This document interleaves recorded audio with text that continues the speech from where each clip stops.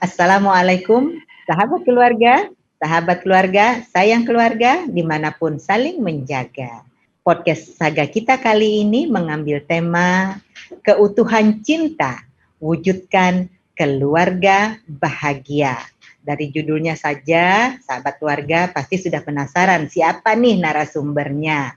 Nah, narasumber kita kali ini adalah seorang aktris Indonesia, lulusan Fakultas Hukum Universitas Trisakti yang menggeluti karirnya di dunia entertainment sudah lebih dari 36 tahun.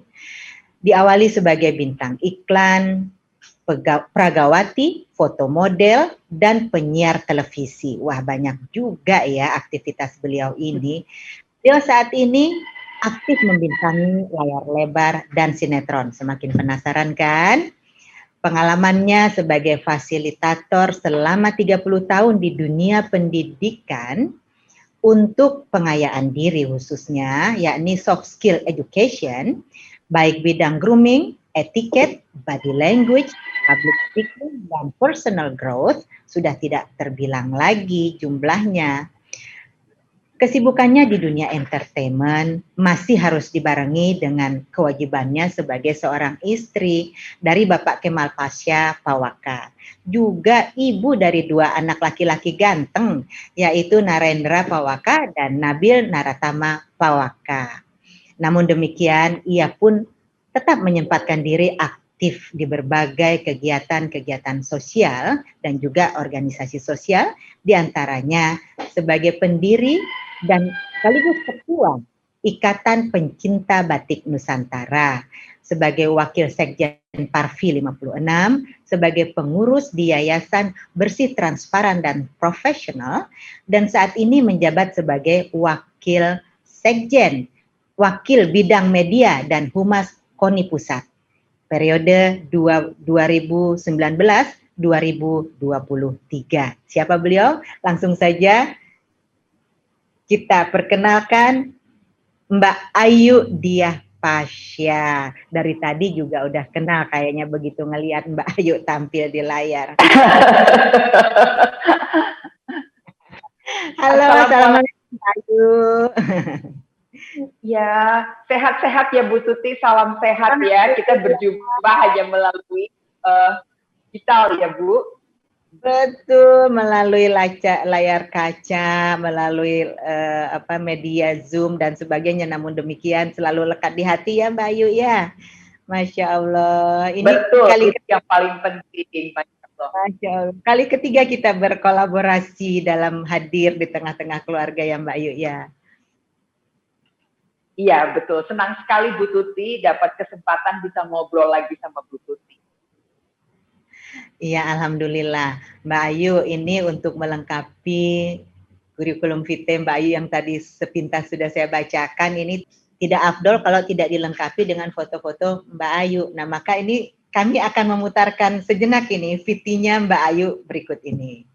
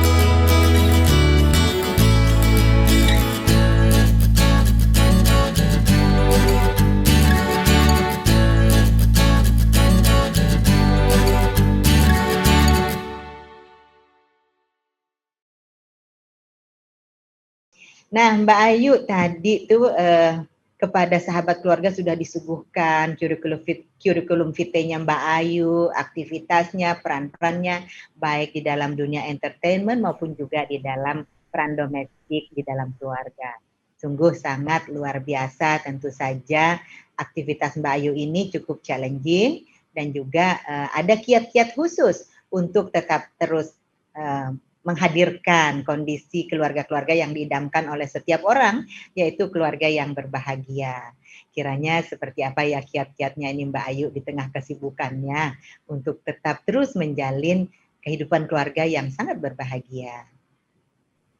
Ya, aduh kalau saya dibilang sama Bu Tuti bahwa dan diminta ya untuk menjawab pertanyaan yang menurut saya ini pertanyaan yang menjadi impian semua orang ya, apalagi mereka yang baru akan menikah atau menikah awal, kemudian ataupun mereka yang sudah menjalani bertahun-tahun di dalam pernikahannya. Tentu kita semua ingin sekali memiliki keluarga bahagia ya Bu Tuti ya. Cuman apa sih sebetulnya keluarga bahagia itu? Nah, dalam pengalaman saya Bu Tuti selama 33 tahun berumah tangga, ya saya sempat sebelumnya ngobrol sama Bu Tuti, berumah tangga itu bisa jadi kayak roller coaster ya Bu. Banyak hal-hal yang juga terjadi di dalam kehidupan kita. Baik itu hal yang menyenangkan, suka duka, ataupun hal-hal yang challenging yang Ibu Tuti tadi sampaikan ya.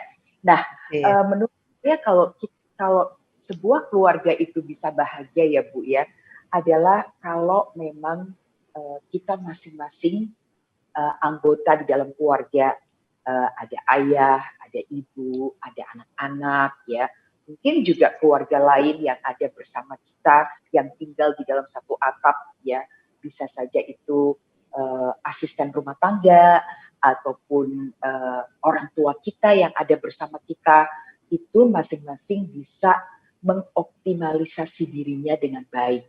Jadi mengoptimalisasinya itu entah di dalam perannya sebagai suami atau sebagai istri, sebagai anak, terus kemudian juga mereka bisa juga mengaktualisasi dirinya juga dengan baik. Nah, pasti kalau yang dipikir mengoptimalisasi itu yang seperti apa sih? Mungkin kalau di dalam, karena saya adalah seorang Muslim, maka saya selalu mengatakan bahwa imam di dalam keluarga itu adalah suami saya. Jadi walaupun saya di luar mempunyai kesempatan untuk menjabat sebagai pemimpin atau apapun itu jabatannya, public figure misalnya Bu, tetap saya menunggu keputusan dari suami. Ketika saya mau melakukan apapun, saya meminta izin kepada suami. Dan juga kehadiran anak-anak. Mereka sekarang sudah besar-besar, anak saya yang pertama itu sudah berusia 30 tahun, yang kedua hampir 24 tahun, saya juga apa-apa membicarakan dengan mereka. Saya ajak mereka bicara sebagai manusia dewasa. Nah, jadi ketika kita memang bisa menjalankan fungsi kita masing-masing dengan baik, bisa mengaktualisasi dengan baik, insya Allah itu sudah bisa menjadi salah satu istilahnya salah satu fungsi di dalam mewujudkan keluarga bahagia. Itu yang pertama, Bu. Kemudian yang kedua, menurut saya untuk bisa mewujudkan keluarga bahagia itu Bu Tuti, seharusnya itu direncanakan,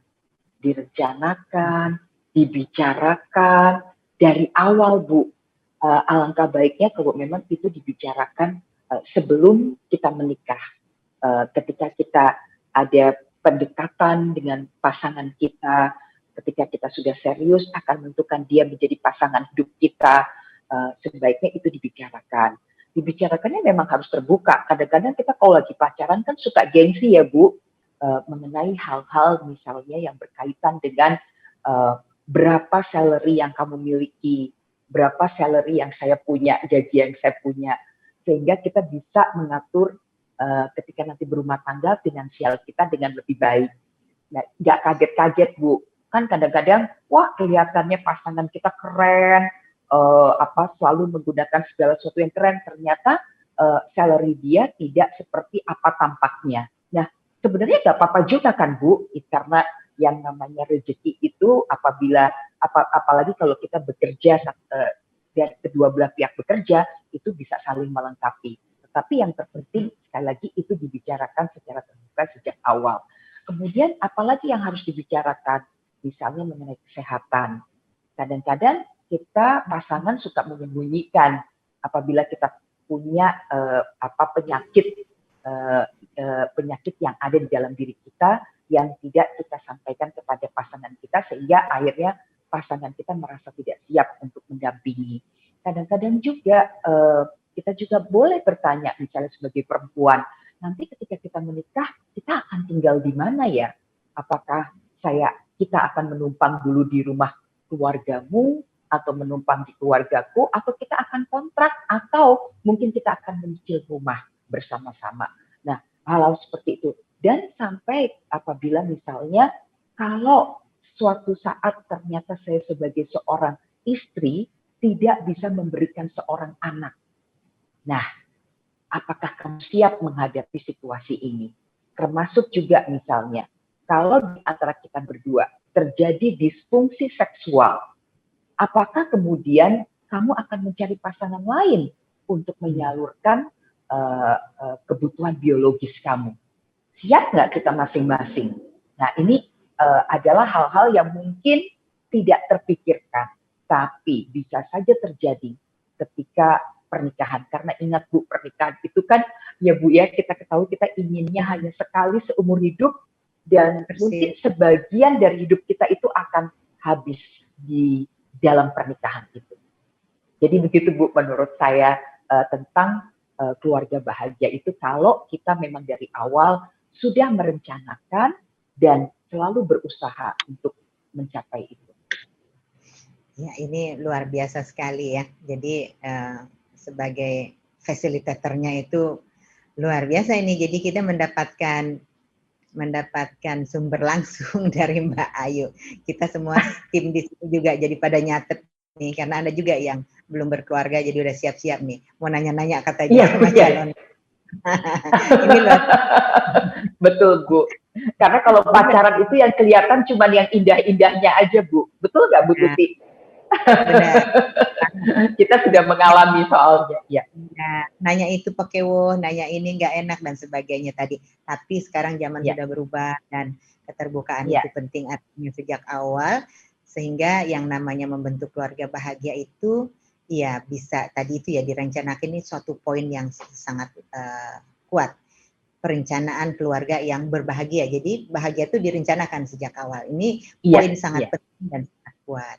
Nah, Mbak Ayu, lalu kemudian gini nih Mbak Ayu. Berbahagia itu kan juga tidak berarti bebas dari konflik. Berbahagia, keluarga bahagia, keluarga utuh juga tidak berarti terhindar dari perbedaan-perbedaan pendapat. Karena hakikatnya kita datang dari berbagai latar belakang keluarga yang berbeda awalnya. Sehingga ketika bersatu bisa saja terjadi value yang harus saling menyesuaikan satu dengan yang lain. Namun demikian kan, dalam tadi itu kita sudah berupaya sejak awal, merencanakannya sejak awal, lalu kemudian terbuka sejak awal, dan ada keterlibatan anggota keluarga tadi itu ya. Nah, ini kira-kira tips-tips seperti apa ya Mbak Ayu agar ketika konflik itu ada, ketika perbedaan pendapat itu ada, resolusi konflik yang efektif, dan dapat diterima oleh semua pihak itu, kira-kira gimana nih tipsnya nih Mbak Ayu? Iya, oke.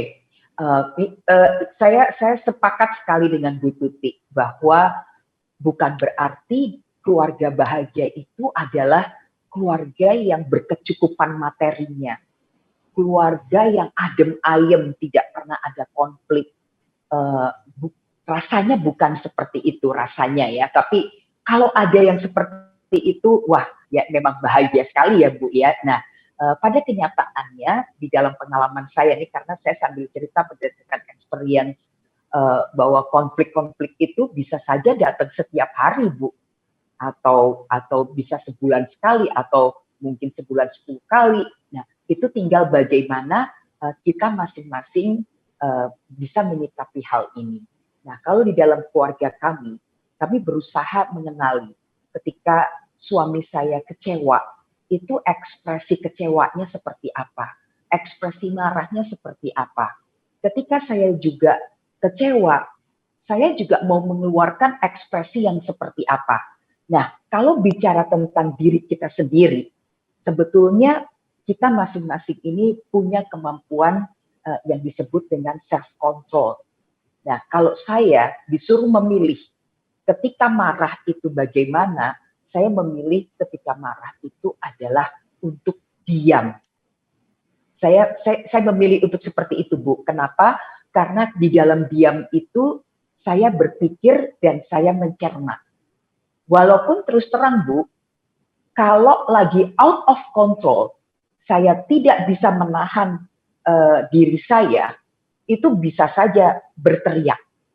Dan itu pernah terjadi. Nah, tetapi ketika saya berteriak, dan detik itu saya menyadari bahwa ini hal yang tidak baik. Di dalam value saya, ini tidak baik.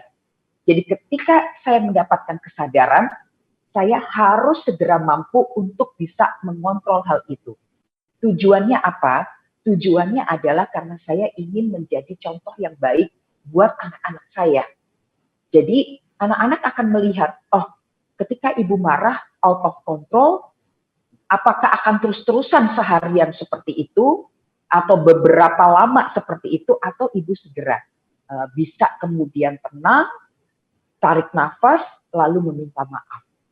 Mengatakan bahwa maaf, tadi saya berteriak, maaf kalau itu menyakitkan, maaf kalau itu menyinggung. Sesegera mungkin untuk mengatakan maaf. Walaupun mungkin dalam kondisi konflik, mungkin saya ada di posisi yang benar. Tapi cara saya marah, ketika out of control, saya harus meminta maaf. Karena itu tidak sesuai dengan value. Dan ini memang juga sebaiknya dibicarakan sebelumnya, Bu. Ketika konflik ada, cara seperti apa yang mau kita lakukan. Nah, sebaliknya, kalau ternyata pasangan kita itu ketika marah, sangat ekspresif, meledak-ledak, emosinya naik turun. Cara yang paling ampuh menurut saya adalah kita menenangkan diri kita. Kita jangan terpancing. Jadi peran kita di sini, terutama peran kita sebagai perempuan, itu menurut saya sangat penting untuk menjadi titik keseimbangan di dalam keluarga. Bukan berarti tidak fair, kok perempuan aja sih yang dituntut, kok laki-laki enggak. Tetapi di dalam hal ini, ketika kita menjadi titik keseimbangan di dalam keluarga kita, Bu, kita ini sekaligus menjadi role model, menjadi contoh. Saya yakin ketika suami meledak-ledak dan kita bisa tenang, kita punya self-control yang kuat, itu suami meledaknya akan segera turun. Tapi kalau kita ikut meledak, kita ikut menjawab, waduh, itu mungkin piring bisa terbang, ya, vas bunga bisa terbang, guci di rumah juga bisa hancur, ya Bu ya. Bahkan mungkin kursi bisa dilempar. Nah, jadi sekali lagi saya memilih, Bu. Kita boleh memilih, saya memilih untuk menjadi tenang ketika konflik itu ada. Karena menurut saya, sungguh energi kita akan terbuang dan membuat pikiran kita sakit, hati kita sakit ketika kita marah atau menyelesaikan konflik itu dengan kemarahan yang tidak bisa ditahan. Itu sih Bu, kalau saya menjawab dari apa yang Ibu tanyakan. Dan menurut saya hal ini tuh bisa diusahakan, Bu. Diusahakan tuh artinya pelan-pelan akhirnya itu menjadi habit kita dan akhirnya itu terbentuk. Nah, sehingga kalau kita biasa menenangkan diri kita, lama-lama itu akan menjadi kebiasaan kita, Bu.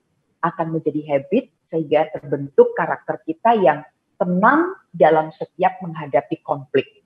Karena saya percaya dengan kita tenang, masalah atau apapun bisa diselesaikan dengan baik. Wah, luar biasa ya. Dan saya sangat setuju banget ini Mbak Ayu, luar biasa. Berarti kan self control, penguasaan diri di sini menjadi salah satu kata kunci. Bukan berarti seseorang yang bisa menjadi juru quote unquote penenang di dalam keluarga itu juga tidak memiliki tidak memiliki keterbatasan ya, tapi kan keinginan untuk menjadi juru penenang, keinginan untuk tidak memperpanjang konflik, keinginan untuk segera menyelesaikan konflik dengan baik, dan penyikapan yang adem ini kan juga perlu teknik-teknik ya Mbak Ayu ya. Jadi betul, setuju Bu. Betul. Pengenalan diri itu yang seperti Mbak Ayu contohkan itu kan kesadaran diri, pengenalan diri sendiri. Saya mau menyikapi ini mau piringnya diterbangin atau piringnya diademin tetap ada di rak gitu. Iya, betul. Iya, betul. Jadi dengan sikap diam tadi itu, diam bukan berarti kalah, tapi diam dalam upaya meredam untuk tidak piringnya berterbangan, sambil juga tentu kontemplasi diri. Nah, ini kiat-kiatnya seperti apa nih Mbak Ayu agar seseorang itu mengenali kekuatan yang ada di dalam diri masing-masing. Karena Mbak Ayu bilang, itu bisa kok dipelajari, tetapi mungkin belum setiap orang menyadari bahwa kekuatan itu ada di dalam dirinya untuk bisa menjadi tenang, untuk bisa bersabar dalam menyikapi konflik sehingga tidak sakit hati dari konflik itu dan tidak menambah parah konflik itu.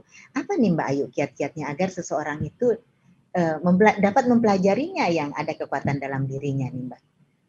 Iya, saya sekali lagi juga sepakat dengan Bu Tuti bahwa yang penting memang sebaiknya kita mengenali dulu diri kita, siapa kita, untuk apa kita ada di dunia ini, kita mau kemana, kemudian ketika kita mempunyai sebuah keluarga, apa tujuan berkeluarga buat saya, buat calon suami saya. Nah itu memang harus dipahami dan dicari tahu. Nah bagaimana caranya? Saya melihat bahwa peran daripada orang tua di sini menjadi sangat besar Bu Tuti. Karena semua nih pendengar YouTube-nya Bu Tuti juga mungkin satu saat akan menjadi orang tua atau mungkin sudah menjadi orang tua. Nah, saya ingat betul bahwa kekuatan diri saya itu dan saya makin mengenal diri saya itu datang dari ibu saya. Ibu saya itu yang selalu mengatakan kepada saya bahwa kamu mampu melakukannya. Atau ibu lihat kamu itu punya loh bakat itu. Ibu lihat kamu itu kurang di sini. Ibu lihat kamu harus tingkatkan hal ini. Seperti misalnya dulu Bu ya, saya itu karena lahir dari keluarga bersaudara berlima, 4 diantaranya laki-laki, saya perempuan sendiri.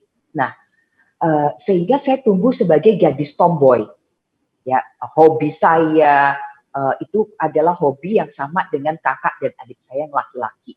Selalu pakai celana pendek, rambutnya yeomanskop gitu. Lalu ibu saya memperhatikan saya. Wah, anak saya ini kan perempuan ya, bukan laki-laki. Karena kadang-kadang kalau ibu saya jalan sama saya, dibilang begini, oh anak laki-lakinya ganteng ya gitu. Padahal saya perempuan ya Bu ya. Nah, terus ibu saya ketika saya semakin besar, ibu saya memasukkan saya ke sekolah modeling, Bu. Ke sekolah modeling itu bukan untuk menjadi pragawati atau menjadi model, tetapi agar saya ngerti caranya berdandan, caranya pakai high heels, mematut diri, berpakaian, berinteraksi dengan orang sebagai perempuan ya. Ibu saya ingin saya menjadi lebih feminin. Nah, akhirnya dari situ saya ngerti Bu caranya menata rambut, make up dan sebagainya, dan alhamdulillahnya justru itu membuka karir saya di dunia entertainment. Padahal awalnya ibu saya hanya ingin mengembangkan kemampuan saya yang lain. Nah, itu salah satu contohnya Bu. Kemudian juga mengenali diri sendiri itu misalnya begini Bu, saya merasa sebagai perempuan banyak sekali kekurangannya. Ya, mulai dari misalnya kalau orang bilang perempuan cantik itu hidungnya harus bangir, mancung, rambutnya harus panjang, lurus gitu ya, badannya sempurna, tinggi langsing, wah kulitnya putih. Nah, saya jauh sekali dari itu. Kadang-kadang suka minder Bu kalau lihat teman-teman di dunia modeling yang blasteran, tulangnya lebih keren gitu Bu ya, dan segala macam. Karena minder, aduh kok saya lebih pendek ya dan segala macam. Tetapi kemudian berjalannya waktu, saya tidak mau berhenti. Justru saya terus mendalami Bu. Saya bertanya, kekuatan saya di mana, kekurangan saya di mana. Saya bertanya kepada orang lain, kepada guru saya, guru modeling saya, kepada sahabat saya. Tentu saya lebih senang kalau orang mau berterus terang. Nah, dari situ pelan-pelan saya akhirnya mengetahui kekuatan saya. Seperti misalnya, ini bukan saya memuji diri sendiri ya Bu, banyak yang mengatakan bahwa suara saya adalah kekuatan saya. Nah, makanya ketika bermain teater, bermain sinetron, mungkin hidung saya yang tidak mancung, kulit saya yang tidak putih, itu tertutupi dengan kekuatan suara. Karena salah satu di dalam seni peran, aspek suara itu menjadi sangat penting. Apalagi kalau suara itu bisa kita mainkan dengan berbagai dialek, daerah, dan sebagainya. Akhirnya kekurangan kita itu akan tertutupi. Nah, kalau di dalam sebuah keluarga, justru ini uniknya Bu, ketika kita mengenal diri kita, oh saya nih orangnya nggak sabaran. Ternyata saya kemudian karena saya menyadari ini, saya ingin mencari pasangan yang sabar, pasangan yang punya pemikiran yang logis. Karena kadang-kadang kalau saya nggak sabaran itu suka yang nggak logis juga bisa keluar gitu. Nah, dengan mengetahui kekurangan-kekurangan kita justru bisa mencari kelebihannya pada pasangan kita. Nah, di dalam keluarga pun begitu. Saya menutupi kekurangan suami saya menutupi kekurangan saya, kelebihan suami saya menjadi added value juga buat saya, demikian juga anak-anak saya ketika bertumbuh juga memberikan kekuatan kepada kita masing-masing. Jadi mengenali diri sendiri itu menurut saya adalah proses sepanjang hidup Bu, karena di dalam hidup itu juga banyak terjadi perubahan-perubahan di mana kita juga harus beradaptasi dengan keadaan. Seperti pada situasi pandemi ini Bu, ya dulu saya bisa mengajar langsung bertemu dengan publik, sekarang kita hanya bisa seperti ini kan Bu ya, harus beradaptasi dengan keadaan. Ya, itu sih Bu yang salah satu cara untuk mengenali diri sendiri. Nah, ada misalnya anak murid saya yang bilang gini, Bu, saya ini semenjak pandemi ya, ketika harus Zoom, kan yang kelihatan cuma segini atau IG Live atau apapun. Itu karena muka saya berjerawat, saya jadi minder Bu. Makanya saya kadang-kadang males open video karena jerawat saya makin kelihatan. Padahal kita punya teknologi juga kan Bu untuk membuat kulit kita bisa menjadi lebih halus dan sebagainya. Nah, itu pelan-pelan. Nah, nanti kita cari sama-sama gimana caranya mengatasi jerawat ini ya. Kadang-kadang hal kecil gitu bisa menjadi persoalan besar loh Bu buat seseorang. Ya. Benar-benar. Iya Mbak Ayu, aduh itu setuju sekali. Jadi pengenalan diri ini luar biasa, prosesnya panjang sepanjang hidup ya. Dan ya, betul Bu. Orang yang dapat kemudian pinpoint, ibaratnya mempinpoint ini loh, kamu ini loh gitu, itu tidak lain adalah yang mengandung kita ternyata. Ini pengalaman Mbak Ayu seperti itu, dan pengalaman sahabat keluarga dimanapun berada pastinya juga banyak yang serupa itu. Orang tua terutama ibu ini yang sering kali arahannya atau pemikirannya, feelingnya, rasanya terhadap anaknya ini itu betul adanya begitu ya Mbak Ayu ya, sehingga Mbak Ayu terhantarkan menjadi seseorang yang multitalenta, yang tidak saja menjadi public figure dunia layar lebar dan sinetron, namun juga sekarang ini sebagai educator. Ini luar biasa. Jadi peran yang saya kira nyaris sempurna, nyaris komplit begitu yang dijalankan oleh Mbak Ayu, mulai dari ibu, 2 orang putra, istri, public figure, juga educator. Ini luar biasa. Insya Allah Bu, insya Allah. Luar biasa ini manfaatnya yang Allah berikan kepada Mbak Ayu ini, mudah-mudahan menjadi amalan solehah Mbak Ayu yang tidak putus-putus pahalanya yang diberikan oleh Allah Subhanahu wa taala. Nah, Amin. Mbak Ayu, dalam menjalani kehidupan Mbak Ayu yang demikian tadi banyaknya ya di dunia entertainment, model, public figure dan juga pemain film, layar lebar, sinetron dan juga educator tadi itu facilitator. Ini tentu saja kita tidak bisa ya mengharapkan semua orang itu untuk suka sama kita ini ya Mbak Ayu ya. Walaupun betul, kita Bu.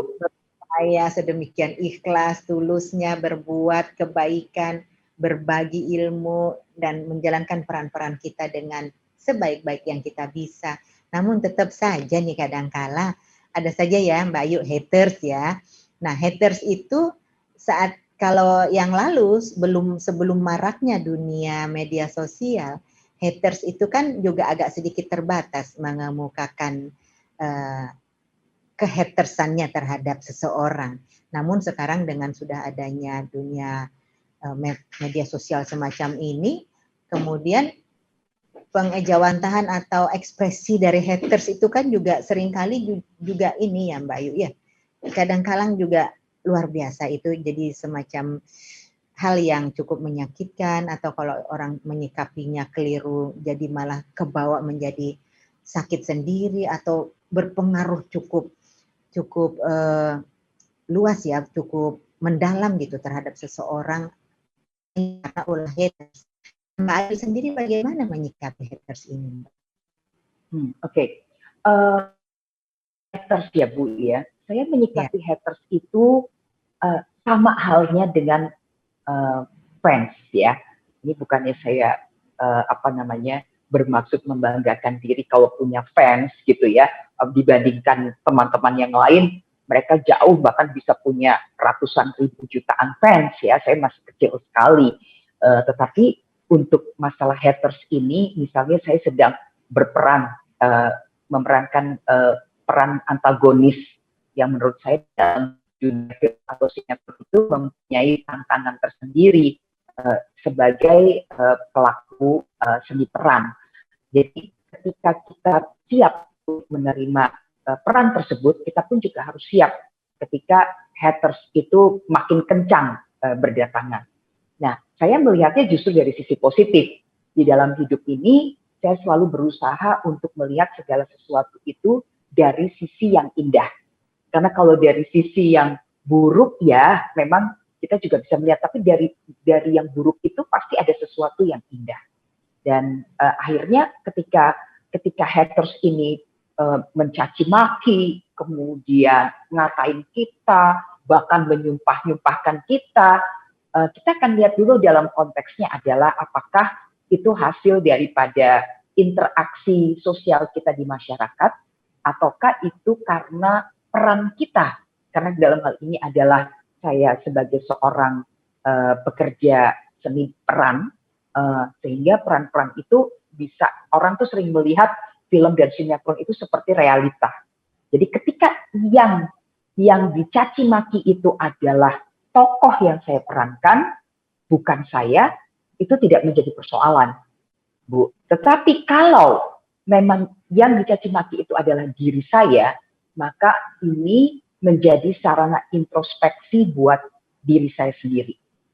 Kenapa ujaran-ujaran kebencian atau ujaran apapun itu muncul, itu pasti muncul dari sikap atau perilaku kita. Nah, sekarang tinggal bagaimana kita menyikapinya. Apakah itu sebagai bahan introspeksi kita untuk kita berubah ke arah yang lebih baik, atau kita mau hiraukan saja. Ya, EGP emangnya gue pikirin gitu ya Bu ya. Atau mau seperti itu, sekali lagi kita dihadapkan pada sebuah pilihan. Nah, dan saya sama berterima kasihnya dengan fans maupun haters. Oh, luar biasa nih. Jadi harus dibedakan memang yang Mbak Ayu, benar sekali itu Mbak Ayu. Ya. Ketika tokoh yang diperankan, yang dicaci maki, ya berarti penulis skenarionya sukses, ya kan? Juga Mbak Ayu selaku pemain peran juga sukses. Jadi membawa emosi penonton itu betul-betul, oh ini sukses banget nih, ini kan peran, seni peran namanya ya. Jadi sebagai betul. seorang pelaku seni peran itu sukses, Mbak Ayu membawakan peran itu ya. Ya silakan aja mencaci, memang seharusnya di dalam dunia nyata nggak boleh ada tokoh itu kan gitu ya, yang antagonis tadi itu. Nah, Betul, itu betul. banget prinsipnya Mbak Ayu, keren banget. Bener juga, kita kan juga bertanya-tanya gimana nih ya. Itu kan beda itu penokohan kan. Betul. Dan juga memperlakukan haters sama dengan fans itu juga bagus banget. Kita jadi introspeksi ya Mbak Ayu ya.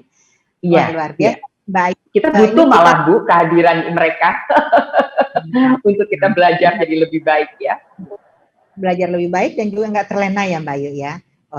Kita kan bisa melihat ya Bu, haters itu menyampaikan kritik itu dalam rangka untuk membangun kita, atau memang haters itu mengkritik kita atau mencaci maki kita ya karena benci gitu ya. Kalau karena benci nggak usah dihiraukan Bu, itu adalah hal yang biasa di dalam hidup ini, dan kita kan nggak bisa nahan mulut orang ya Bu, mulut, tulisan orang, kita nggak bisa menahan hal itu ya. Banget ini.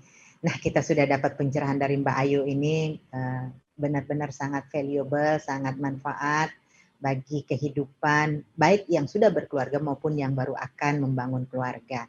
Kiranya Mbak Ayu nih pada segmen terakhir ini, adakah hal-hal yang masih bisa disampaikan kepada para keluarga-keluarga maupun calon-calon yang akan segera memasuki gerbang pernikahan untuk membentuk sebuah keluarga, agar dapat mengambil lesson learn dari yang sudah kita alami, yang kita ini Mbak Ayu udah 33 tahun tadi itu kan, ada tips-tipsnya yang sudah diceritakan. Mungkin ada beberapa keywords yang bisa disampaikan kepada sahabat keluarga dimanapun berada nih Mbak Ayu. Iya, oke.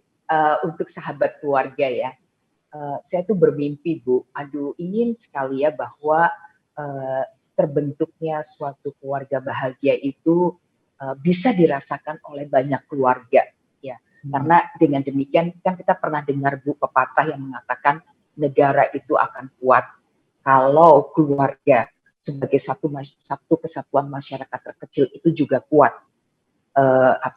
Saya percaya sekali itu. Kita melihat Bu di masa pandemi, mungkin Bu Tuti juga tahu bahwa perceraian itu meningkatkan Bu. Dari apa yang saya baca dari media massa dan sebagainya, bahkan pernah di satu pengadilan itu sampai antri panjang untuk mengajukan gugatan cerai gitu.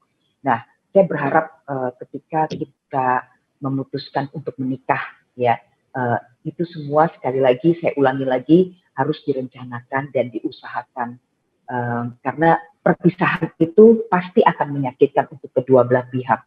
Apalagi kalau sudah ada anak, ya apalagi kalau sudah ada anak.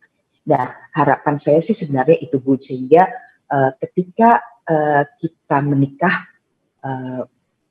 coba kita pahami bahwa menikah itu adalah juga sarana kita untuk beribadah Bu. Beribadah kepada Tuhan kita. Tuhan sudah memberikan kita jodoh, insya Allah itu yang terbaik buat kita. Karena kalau tidak, nggak mungkin kita bisa dipertemukan ya Bu, dan sampai menikah. Kalau memang ada kekurangan dari pasangan kita, cobalah kita tutupi gitu ya Bu ya. Kalau ada kelebihan dari pasangan kita, itu kita jadikan sikap untuk kita contoh, agar kita juga berdua sama-sama semakin baik. Nah, ketika kita menganggap bahwa membentuk suatu keluarga itu adalah ibadah, maka tidak ada lagi beban Bu, tidak ada lagi keberatan gitu. Ketika misalnya di masa pandemi ini tiba-tiba suami kita di PHK, kehilangan pekerjaan, ya, atau tiba-tiba suami kita sakit misalnya, demikian. Nah, kita sebagai istri kalau memang punya kepandaian, punya kelebihan, apa salahnya kita menggantikan sementara posisi untuk mencari nafkah. Walaupun dalam agama kita kewajiban itu ada pada suami. Tapi kalau keadaan sedang tidak memungkinkan, kenapa tidak? Ya, bersama kita pasti lebih kuat dan lebih mampu untuk menyelesaikan semua permasalahan. Yang terpenting adalah adanya keterbukaan dan cara berkomunikasi yang baik. Panjang ya Bu, kalau mau menjelaskan hal ini lagi ya. Jadi mungkin itu take home message yang bisa saya berikan untuk sahabat keluarga. Terima kasih sekali Mbak Ayu, rasanya hampir 1 jam berbincang itu masih kurang aja, tapi namun sayang kegiatan-kegiatan lainnya pastinya Mbak Ayu ini juga sudah menunggu. Dan sahabat keluarga dimanapun berada, kalau bisa saya berikan highlight maupun underline dari yang diungkapkan tadi oleh Mbak Ayu, ada satu key point yang sangat kuat, strong message, bahwa apabila kita ingin membentuk sebuah keluarga yang berbahagia maka rencanakan itu. Rencanakan bahwa kita ingin membentuk sebuah keluarga yang berbahagia. Jadi di dalam manajemen, gagal dalam perencanaan berarti kita sedang merencanakan kegagalan itu sendiri. Nah maka sahabat keluarga dimanapun berada, dari obrolan hari ini, satu kata kunci, perencanaan. Rencanakan kebahagiaan Anda dengan berbagai metodologinya, dengan berbagai pendekatannya, dan juga jangan lupa, tadi itu juga pesan dari Mbak Ayu, kita ini niat, jadi perencanaan saja enggak cukup, mesti ada satu lagi niat. Perencanaan yang baik diiringi dengan niat yang baik, beribadah kepada Allah Subhanahu wa Ta'ala, Tuhan yang Maha Esa, insya Allah yang dicita-citakan bisa diwujudkan bersama. Nah, sahabat keluarga dimanapun berada, itu yang bisa kami underline, yang bisa kami garis bawahi dari narasumber kita hari ini, Mbak Ayu Diah Pasha, dan saksikan penayangan premier podcast Saga episode ini pada hari Rabu pukul 14 di channel YouTube, baik YouTube saya, Tuti Kusumawati, maupun Dinas PPAPP. Dan sahabat keluarga dimanapun berada, untuk bisa mengajak sahabat keluarga dimanapun berada, dan keluarga-keluarga lainnya, untuk juga bisa mengambil manfaat dari obrolan ini, silahkan untuk ajak seluruh yang dikenal, di-share, dan jangan lupa juga like, ya, dan subscribe, serta tinggalkan komen di channel YouTube saya untuk narasumber berikutnya, siapa kira-kira yang diusulkan oleh sahabat keluarga semua. Demikian, terima kasih sekali lagi kepada Mbak Ayu, narasumber kami hari ini, dan mudah-mudahan ini para sahabat keluarga juga tidak lupa untuk senantiasa pencet lonceng tombol merah agar tidak ketinggalan video-video baru kami dengan narasumber-narasumber kami berikutnya. Saksikan terus channel YouTube saya, Tuti Kusumawati. Dan akhirnya saya sebagai host podcast Saga ini dan beserta Mbak Ayu Diah Pasha sebagai narasumber pada episode kali ini ingin undur diri. Kami berdua mengucapkan terima kasih kepada para sahabat keluarga dimanapun berada. Assalamualaikum warahmatullahi wabarakatuh. Terima kasih Bu Tuti. Waalaikumsalam warahmatullahi wabarakatuh. Sehat-sehat. Amin. Sehat-sehat. Terima kasih sahabat keluarga di mana berada.